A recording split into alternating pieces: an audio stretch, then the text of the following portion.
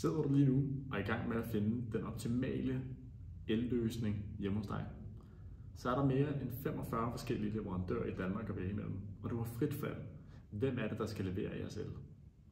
Her har vi lavet et overskueligt værktøj, som hver dag går ind og sammenligner, hvad er elpriserne, og hvad er tilbuddet fra de forskellige elleverandører.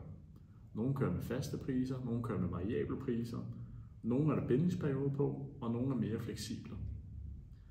Men vi anbefaler altid, at du starter med at kigge på, hvad er jeres forbrug i dag? Skal du lade bil? Hvor mange bor i husstanden? Og så kigger på dit lokalområde i forhold til, hvem er det, der er bedst. Her er det vigtigt at sige, at der er så mange elleverandører, og nogle af dem er meget kendt fra medierne, men du kan faktisk også gøre en rigtig god handel med nogle af de mindre spillere i markedet. Så brug lidt ekstra tid for sammenlignet, så er jeg helt sikker på, at der er penge at spare.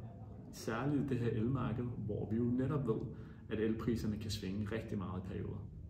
God jagt!